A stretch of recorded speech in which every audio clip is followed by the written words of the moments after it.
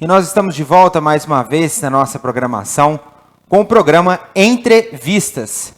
Desta vez um tema especialíssimo, que é cuidados paliativos.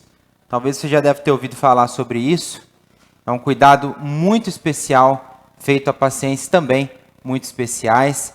Ao meu lado está a doutora Fabiola de Arruda Leite, a doutora Fabiola que é multigraduada na área aí. Nem vou ler o currículo dela aqui, porque tomaria muito tempo nosso. Mas ela tem bastante know-how para falar disso com a gente. Ela trabalha especialmente com crianças, ela é pediatra.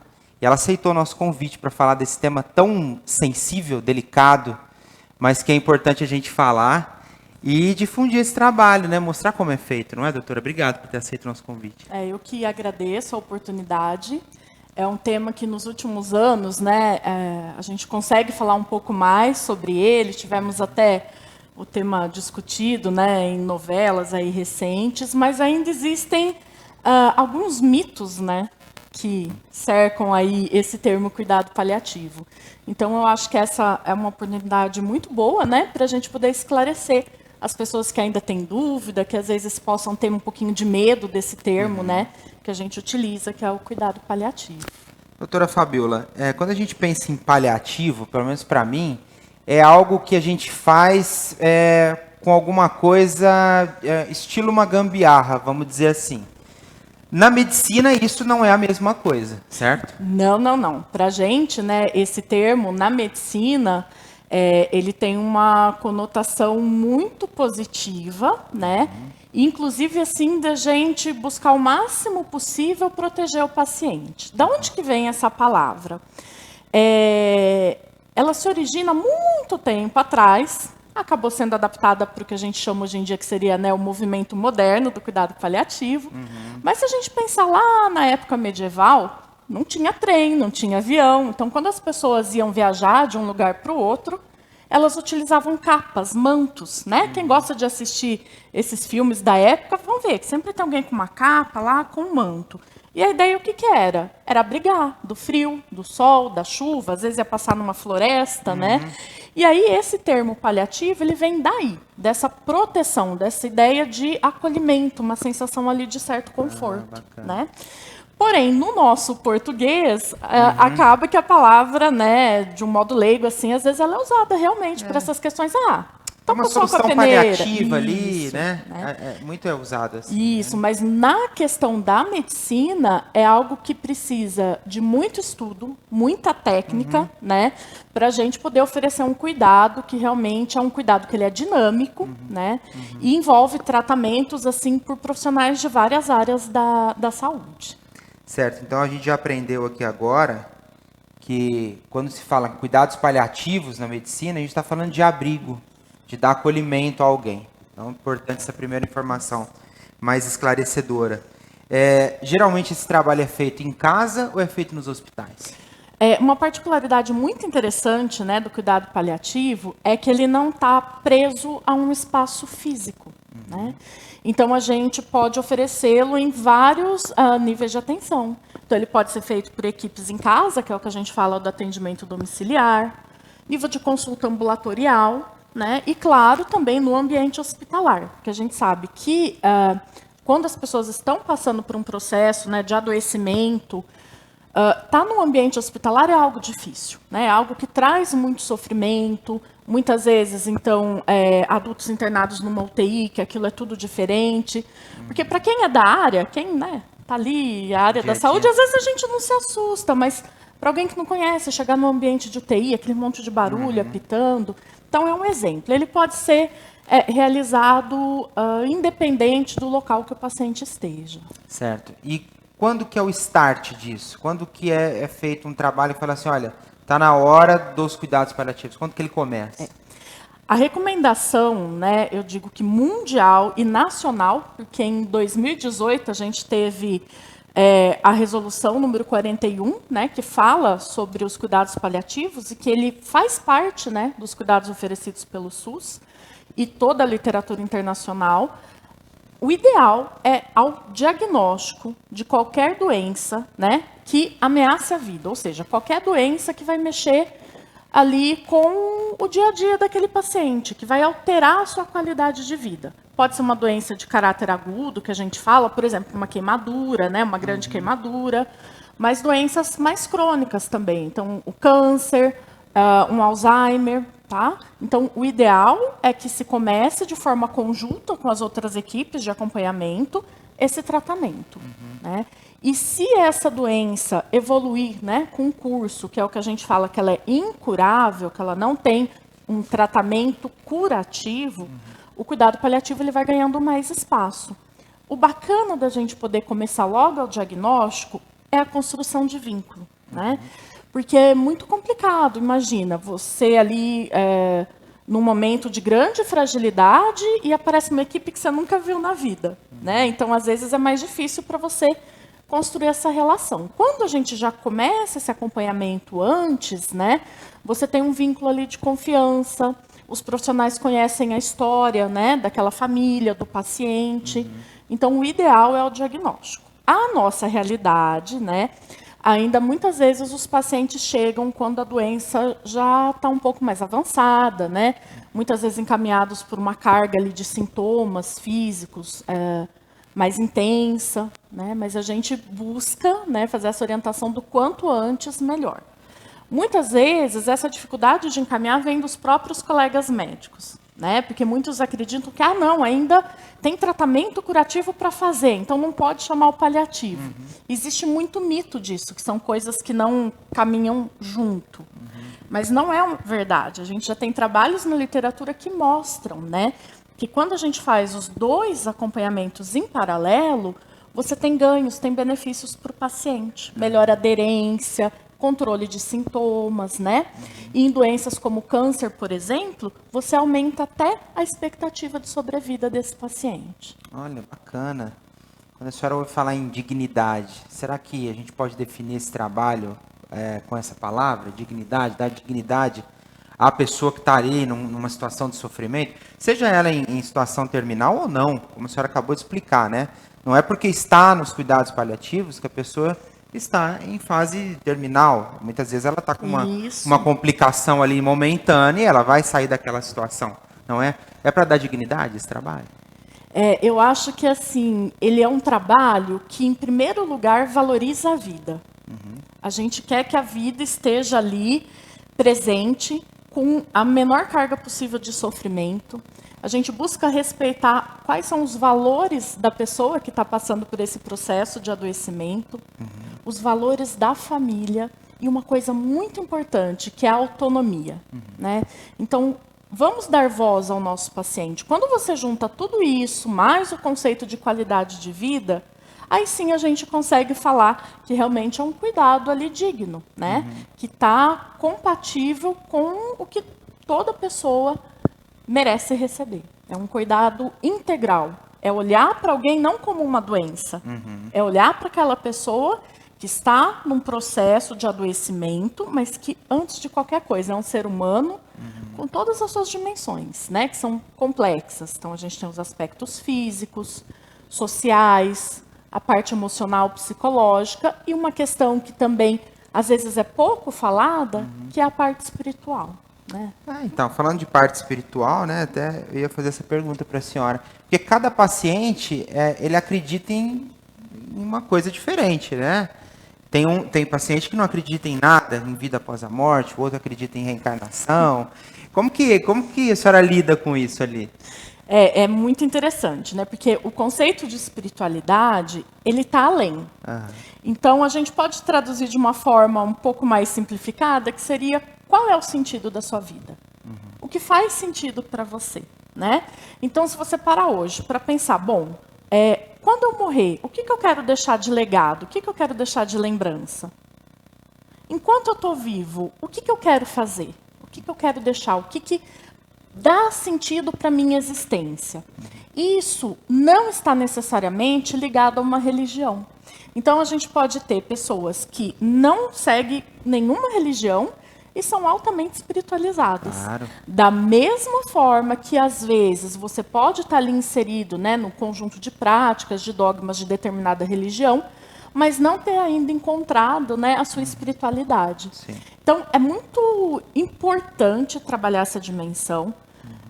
Muitos pacientes, às vezes, se sentem culpados, punidos, né? Questionam por que isso está acontecendo comigo.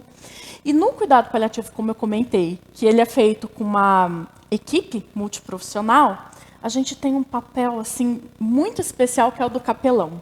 São pessoas com formação em teologia, ou seja, que elas conhecem, né, ali as diversas religiões, e independente da religião dela, ela consegue oferecer um apoio para as pessoas que estão, né, nesse sofrimento, com essas questões aí. E é bem interessante, por exemplo, eu trabalho no Hospital das Clínicas também, né, e lá tem um grupo de apoio espiritual que nos auxilia muito, né, com essas demandas. E a gente percebe que os pacientes se sentem confortáveis quando a gente dá abertura para que eles possam conversar sobre isso. Ah, bacana. A senhora falou do trabalho multidisciplinar, né? Citou a importância do capelão. Quais outros profissionais são envolvidos? Psicólogos? Com certeza, né? O papel do psicólogo, assim, ele é fundamental.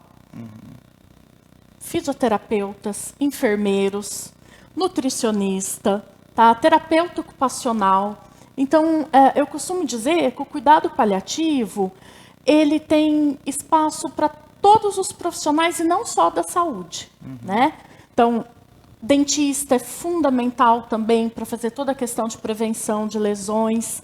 E, por exemplo, a gente amplia isso para os advogados, né? Porque eles vão auxiliar em muitas questões também que envolvem em situações de final de vida, como as diretivas, né, antecipadas de vontade. A gente pode dizer que, por exemplo, um arquiteto que tenha um olhar, né, diferenciado, ele pode auxiliar em adaptações de espaços, de casas, né? Então, assim, eu brinco que é um coração de mãe. O cuidado paliativo está aberto para todo mundo que tem essa intenção de acolher, de cuidar, né, e de olhar para o outro como um ser humano integral, um ser humano completo e não como uma doença. A gente sabe que a família é muito inserida nesse contexto, obviamente, né? Por todas as questões que envolvem o apego familiar do paciente. Mas o familiar em específico, aquela pessoa que está ali, talvez na iminência de perder alguém, ou não, mas está ali naquela situação, é feito algum trabalho especial para ela, ali específico? Sim, né?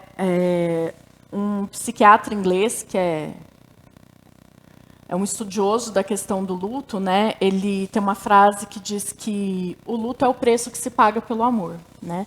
Não tem como você não sofrer diante de uma perda.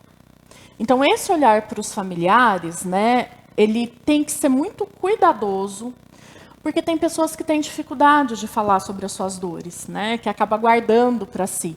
Tem outras que às vezes vão ter reações inesperadas, que você olha e fala, nossa, parece que essa pessoa nem está se importando ali. E não são mecanismos de defesa. Então, por exemplo, na pediatria, a gente tem um olhar muito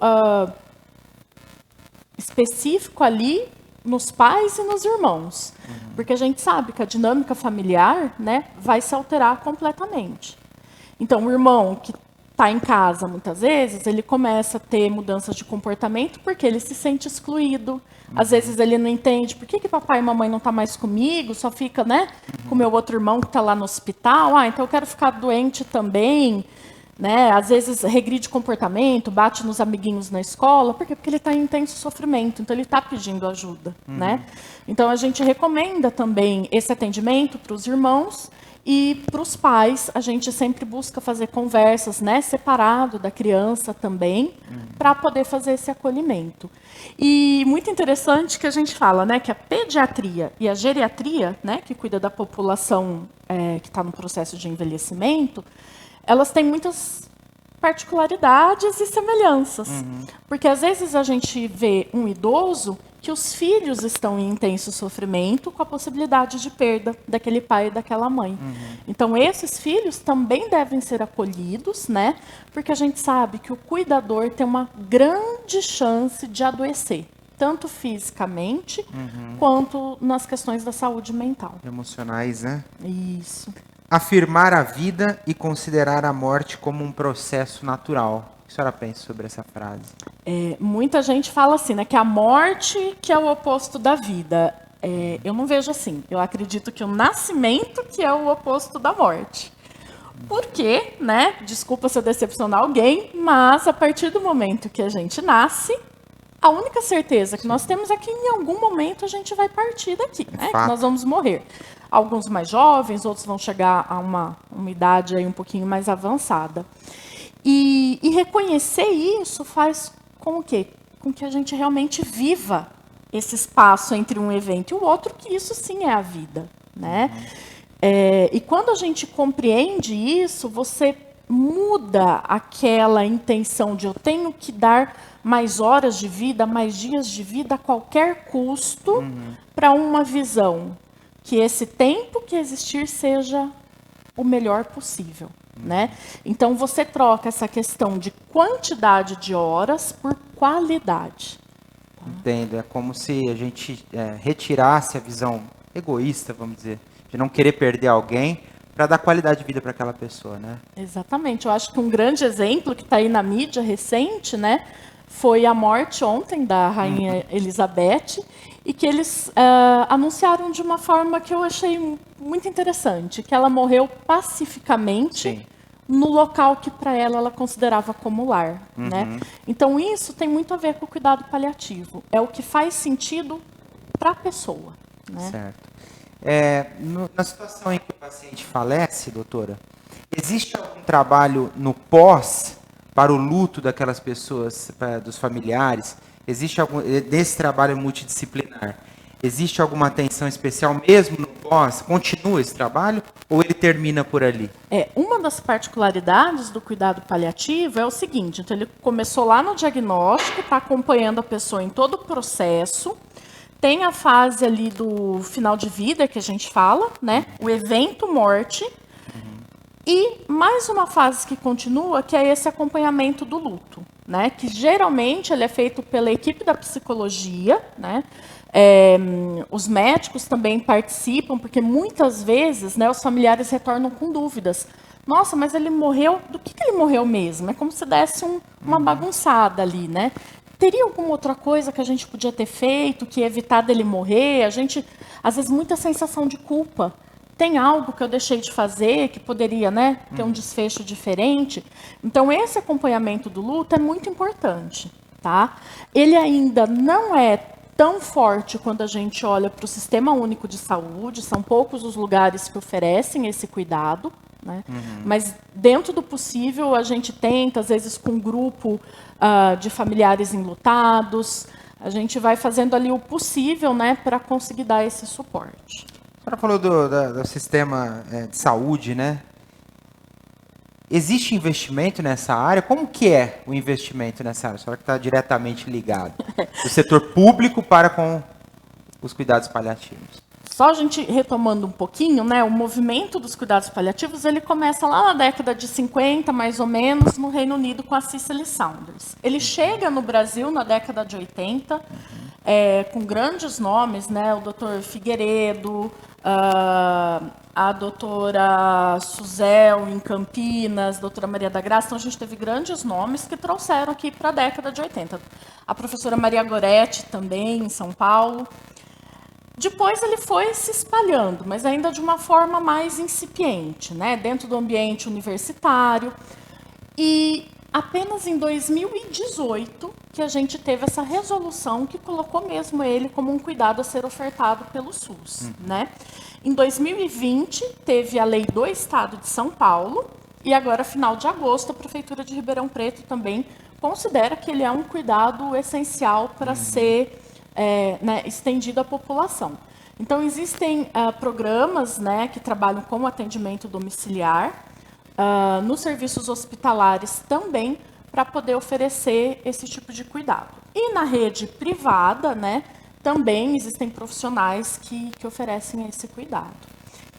E é muito interessante que Ribeirão Preto, apesar da gente estar no interior, A gente tem grandes nomes do cuidado paliativo aqui, né? Então, nós temos a professora Marisa, que é terapeuta ocupacional, a professora Regina, que é da Escola de Enfermagem, a doutora André Junqueira, que foi até presidente da Academia Nacional de Cuidados Paliativos, a doutora Mariana e a doutora Jaciara, que fazem um trabalho de educação mesmo, cuidado paliativo na UNAERP. Então, assim, Ribeirão Preto é um centro, né, que tem vários profissionais aí de renome com expertise na área.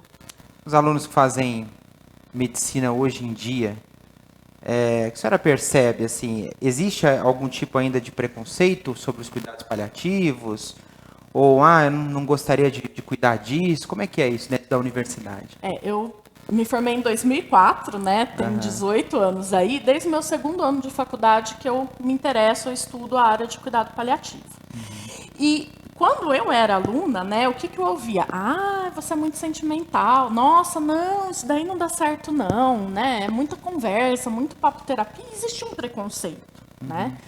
Hoje em dia, esses alunos eles já chegam com um olhar diferente. Então, quando a gente fala, você precisa olhar não apenas para a doença, mas para o ser humano que está ali, eles compreendem isso com maior facilidade, né? Então, hoje em dia, por exemplo, eu sou docente no Centro Universitário Barão de Mauá e em uma disciplina, no primeiro ano, a gente já faz discussões sobre cuidado paliativo. Então, a gente tem as ligas acadêmicas, que alunos, bem no início do curso, né, já se envolvem para a gente fazer discussões sobre os temas, né? Então, eu acho que a educação para a morte, né, a educação para o cuidado paliativo, ela cada vez mais está ganhando espaço, né, na formação mesmo dos profissionais e não só da medicina. A gente já vê que outras, né, outras áreas de graduação também discutem isso na sua grade curricular. Certo. Quando eu marquei esse programa com a doutora Fabíola, uma das coisas que ela me falou foi o seguinte: eu vou poder falar das minhas crianças? Quando a senhora falou aquilo para mim, o que a senhora pensou?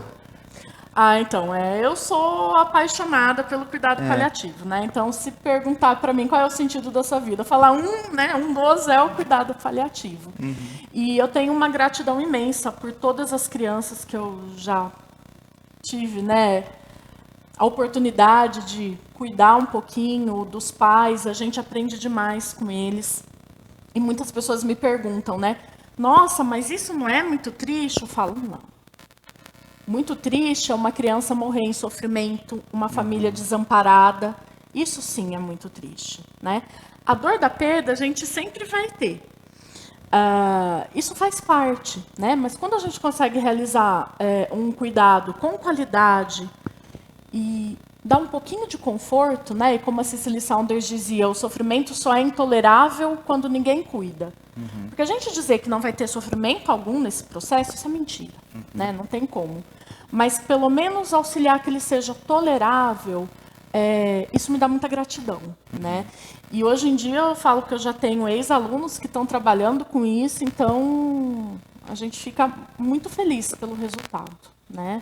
O trabalho nos cuidados paliativos com crianças é muito diferente do trabalho com os adultos?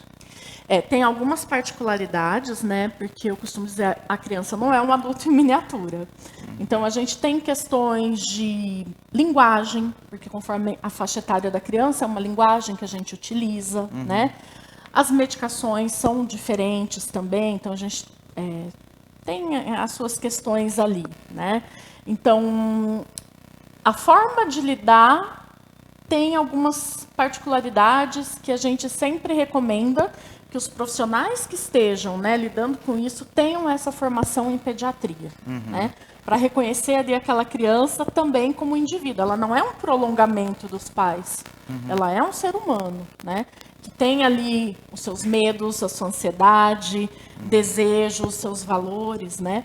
E às vezes a gente fala, mas o que a criança pode querer? Às vezes para ela é ver uma Cinderela, é um desejo para ela, né, e que a gente pode realizar. Então, tem essas particularidades, né? E eu acho que a intensidade do sofrimento dos familiares também é algo que a gente percebe, né? Que acho que não tem nem nome, né? Quando a gente fala assim, perdi o esposo, ficou viúva. perdeu pai e mãe, ficou órfão, mas e quem perde um filho? Você costuma ouvir um termo para alguém que perde um filho, né? Então é algo que é inomeável, digamos assim, né? Você não consegue nem dar um nome. Então essas são particularidades da pediatria, né? E ressaltando que a pediatria ela vai desde o nascimento até os 18 anos. Certo. E é uma faixa de grande transformação. Até ia perguntar isso para a senhora, porque deve ter pacientes, né, crianças, que entendem plenamente a situação pela qual está passando, mas tem outras crianças que simplesmente pela idade, pouca idade, não tem talvez a plena consciência do que está acontecendo, não é? Isso. Então vamos pensar nos bebês, né? Tem uma interface do cuidado paliativo pediátrico junto com a obstetrícia, que é o cuidado paliativo perinatal. Então, quando a gestante está lá esperando o seu filho e recebe um diagnóstico que tem algo ali que não está conforme o esperado. E que muitas vezes essa alteração, né, pode ser às vezes alguma malformação de um órgão, alguma síndrome, pode levar à morte desse feto ou logo depois que esse bebê nascer. Então, se a gente pensar, realmente, a criança ali, ela não tem ainda, né, a consciência do que é o processo de morte, mas ela é um vulnerável. E ela pode, né, ter ali sofrimento, ter dor por conta dos procedimentos que forem indicados. Então, mesmo quando a gente tem uma idade, né, muito tenra, muito jovem, o nosso olhar de paliativista para aquela criança também é de proteger. Porque, às vezes, a gente vai ter situações, né, que naquela ânsia de, não, a gente precisa manter vivo a qualquer custo, vai causar muito mais dano do que benefício para aquela criança e para aquela família. Né? Então, um sofrimento muito grande. Certo. E como não levar para casa tudo aquilo que a senhora vê durante o dia? É possível isso? Aquele sofrimento, aquela dor, para que a senhora chega para descansar? É uma pergunta muito pessoal, né? Mas eu acho que é uma curiosidade das pessoas. Por isso que eu estou na minha formação, eu fiz pediatria, oncologia pediátrica, e o pessoal já falava, nossa, mas oncologia pediátrica, né? E depois o cuidado paliativo. Conforme a gente vai amadurecendo, né, a gente aprende a separar um pouquinho as coisas. Mas eu acho que o fundamental é, quando a gente tem a consciência tranquila de que fez o melhor, né, de que utilizou todos os recursos ali, todo o conhecimento para poder levar um pouquinho de conforto, a gente fica com o coração em paz, né? Então, uma coisa que me marca muito, né, e é bem pessoal também, é muitas vezes familiares, um pai e uma mãe, que volta ao hospital para dizer muito obrigado pela equipe. Então, eu falo que não existe um agradecimento maior que isso, né? Alguém que perdeu o seu maior tesouro, o seu filho, né? Voltar para dar esse retorno para a equipe. Então, é isso que faz a gente estar ali, né, todos os dias. Claro, alguns pacientes a gente, às vezes, né, mobiliza um pouquinho mais, por isso que é bacana trabalhar em equipe, né? Porque às vezes tem o psicólogo ali que fala, ó, isso daí não é seu, é uma contra-transferência, tal, já dá o puxãozinho de orelha que precisa, né? Ou se às vezes a gente está muito envolvido, até porque se sabe, né, que na tomada de decisão, quando a gente tem um componente muito intenso das emoções, nem sempre você toma a melhor decisão. Então, esse trabalho em equipe, né, dividir com os outros as tomadas de decisão, os caminhos, ele também ajuda nessas situações que às vezes a gente tem um vínculo afetivo um pouco maior, que pode acontecer. Ajuda, né? o próprio profissional que está ali, né? Isso. Porque o médico é um ser humano, evidentemente. Com certeza. Né? Tem alguma coisa que a gente deixou de tratar aqui que a senhora gostaria de ressaltar? Tem, né? Que essa questão do luto. Algo muito importante que às vezes as pessoas não sabem direito o que fazer, às vezes foge, né, daquele pai, daquela mãe que perdeu um filho.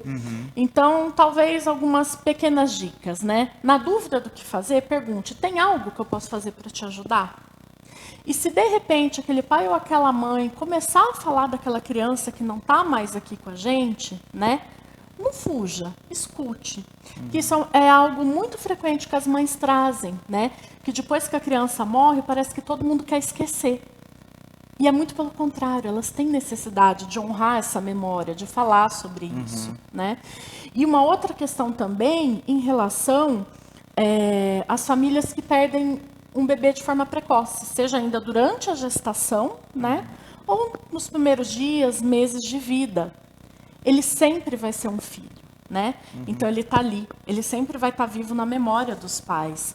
Então evitar aquelas coisas, né? Foi melhor assim, você vai ter outro. Não, nenhum filho substitui aquele que foi, né? Não ajuda, né? Falar Isso não ajuda. Então, se você tiver em dúvida, pergunta, tem algo que eu posso fazer por você? Que eu acho que é o melhor caminho, né?